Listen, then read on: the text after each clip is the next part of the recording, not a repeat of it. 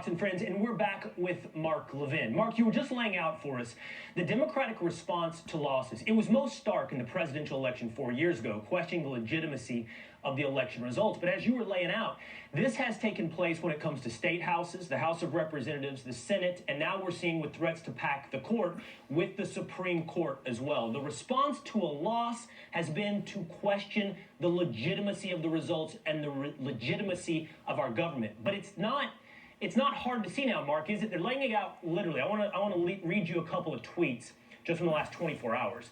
This is from Reza Aslan. He used to have a show on CNN. He said, when it comes to making a nomination in 2020, over our dead bodies, literally. And Hollywood's Rob Reiner said, Ruth Bader Ginsburg's body isn't even cold, and Mitch McConnell is dancing on her grave. This is war. Dems have powerful weapons. Now is the time to use them. What's your reaction, Mark?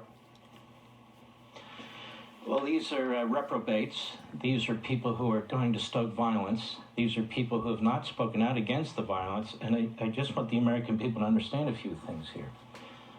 Number one, the Supreme Court. The Supreme Court is under attack by the left. If they can't control a majority with a bunch of activists, they're going to attack it. And so they're trying to destroy that. They are prepared to destroy that institution. You know, there's a history here. A few years back, the D.C. Court of Appeals, Harry Reid and Obama got together, and they added extra seats to the D.C. Court of Appeals. So they would have a majority of the D.C. Court of Appeals. What you're seeing here is a complete breakdown of constitutionalism by people who wave the Constitution around but really don't believe in it. I'll give you a perfect example. Schumer threatened two Supreme Court justices not that long ago. You might recall, Kavanaugh and Gorsuch. If they didn't rule the right way, he warned them that something would happen. You remember that? An ethics complaint was filed against him. Nothing happened. They don't believe in the independence of the Supreme Court. They want to control the Supreme Court.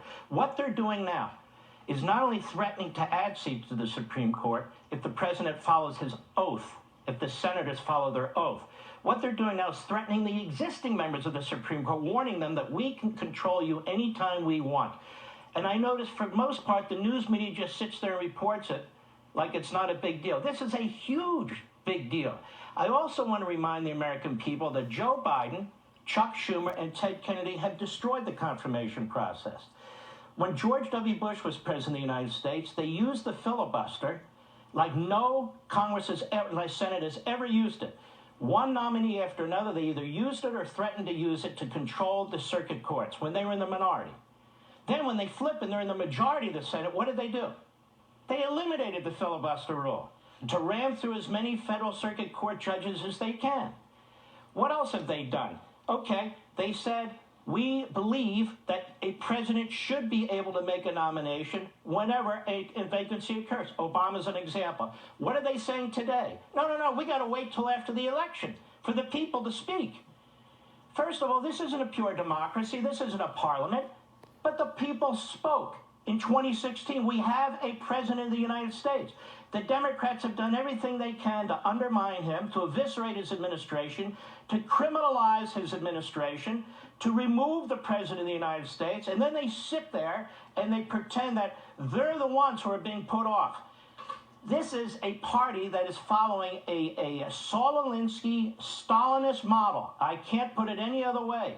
And they're taking it into the election. And Joe Biden was the leader of the pack, destroying the nomination process, destroying the Supreme Court. He was the leader of the pack, which is why he was hiding yesterday, because he didn't want to talk about the vacancy of Ruth Bader Ginsburg.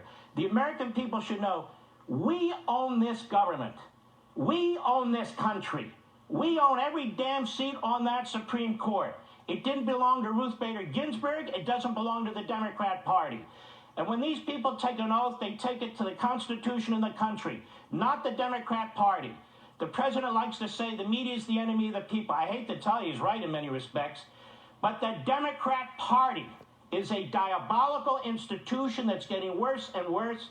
It has a diabolical history, whether it is slavery, segregation, Jim Crow, or today, this so-called socialism, whatever it is, it's really Marxism. Look at every institution under attack. Our school systems are under attack. A vaccine is under attack. Our borders are under attack. The courts are under attack. Everything's under attack with the current Democrat Party because their attitude is, If we can't control everything, then burn it down. They're the mob in the street without Molotov cocktails. That's exactly what the modern Democrat Party is today. You know, Mark, the Supreme Court is going to be a key issue for voters. And we saw in the last election cycle, when you looked at that exit polling, one of the key reasons that people voted for President Trump is that they did not trust Hillary Clinton's potential Supreme Court picks. When you couple that issue with law and order and the violence that you see emerging and the rioting in so many cities across the country, when you see the defund the police movement, I don't see how people embrace the Democrat Party of 2020. I just don't see how that's possible. I agree with you. And you know what's interesting, Jed? What is the president going to do? He's going to nominate somebody to the Supreme Court who he believes will be faithful to the Constitution. Since when is that controversial? The president wants to nominate people who are faithful to the Constitution, who will follow the Constitution, who will read the wording, try and discern what the framers of the Constitution and the ratifiers meant, and try and apply it. So that has become now radical for the Democrat Party. They call them right-wingers and regressive and so forth. So now embracing and following our magnificent Constitution, which the Democrats hate, which the left hates, which their surrogates hate, that now is considered some kind of extreme right-wing kind of thing. And if we don't get to replace Ruth Bader Ginsburg with a likewise former ACLU or whatever radical justice, then we're going to burn the system down. The American people, this is up to us. Are we going to stand up for our Constitution? Are we going to stand up for our courts?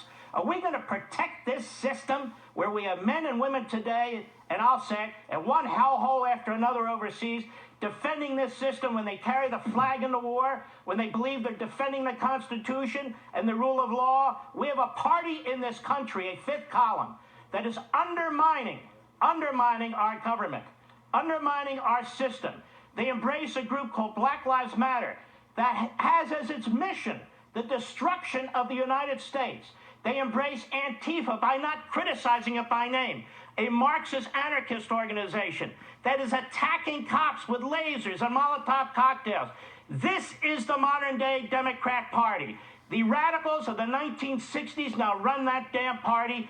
It not only needs to be defeated, it needs to be crushed, or we are going to lose our precious Constitution, our precious liberty, and our founding principles. Look, they want to take over the Supreme Court. They're telling us this. They want to destroy the Senate. They are telling us this.